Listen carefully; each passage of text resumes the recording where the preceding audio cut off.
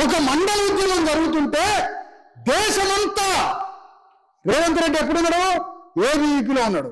ఎప్పుడు? మండల ఉద్యమం జరుగుతుంటే. మండల ఉద్యమంలో ఉన్నప్పుడు మండల వైపు ఉండాలా రేవంత్ రెడ్డి? మండల్ బీసీ రిజర్వేషన్లని అంతం చేసిన కమండల ఉద్యమం నడుపుతున్న ఏబీవీపీలో ఉన్నాడు. ఎవరు ఇటువైపు ఉన్నారు? మండల ఉద్యమం జరుగుతుంటే కె చంద్రశేఖర్ రావు మండల ఉద్యమం వైపు ఉన్నాడా?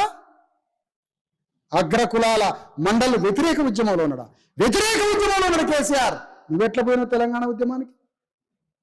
కోదండ రామిరెడ్డి మండల ఉద్యమం జరుగుతుంటే బీసీల కోసం మండల వైపు ఉన్నాడా? అగ్రకులాల వైపు ఉన్నాడా? మండలికి వ్యతిరేకంగా. మండలికి వ్యతిరేకంగా ఉన్నాడు కోదండరాం. నువ్వెట్లా పోయినావు తెలంగాణ ఉద్యమానికి?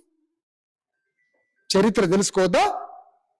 ఎవరెవరు ఎట్టున్నారో తెలుసుకోవద్దా? కారంచేడులో చుండూరులో నరికి పారేస్తుంటే మన మాదిగల్ని బీసీల్ని తెలంగాణ గడ్డ మీద ఉన్న బీసీలు ఎస్సీలు ఎస్టీలు అందరూ కారంచేడులో చుండూరులో వాళ్ళకి ఓదార్పు ఇవ్వడానికి బట్టలు భోజనం కట్టుకొని పోయింది కదా. మరి అందులో రేవంత్ రెడ్డి ఉన్నాడా? అందులో చంద్రశేఖరరావు ఉందా? అందులో కిషన్ రెడ్డి ఉన్నాడా? అందులో కోదండరావు ఉన్నాడా? మళ్ళా మేమే అన్నం కట్టుకొని పోయినాం కదా మా వాళ్ళు చేస్తుంటే. ఎందుకురా మరి మీరు మాకు నాయకులు? ఎందుకంటనా? దోపిడీ చేయడానికా? వస్తుంది విప్లవం, జేఏసీ విప్లవం వస్తుంది. కాసుకో. బయలుదేరినా నేనే చెప్తున్నా, రేవంత్ రెడ్డి గుండెల మీద యుద్ధం చేయడానికి విశారదం బయలుదేరి చూద్దాం. తెగిరిసిన నేను నాలాగా నా మిత్రులందరినీ తయారు చేయబోతున్నా.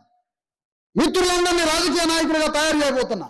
నువ్వెట్లా రెడ్లని ఆర్గనైజ్ చేసుకొని ముఖ్యమంత్రి అయినావో మేము కూడా బీసీఎస్ ఎట్లా ఆర్గనైజ్ చేసుకొని మేము కూడా ముఖ్యమంత్రి అయిపోతాం.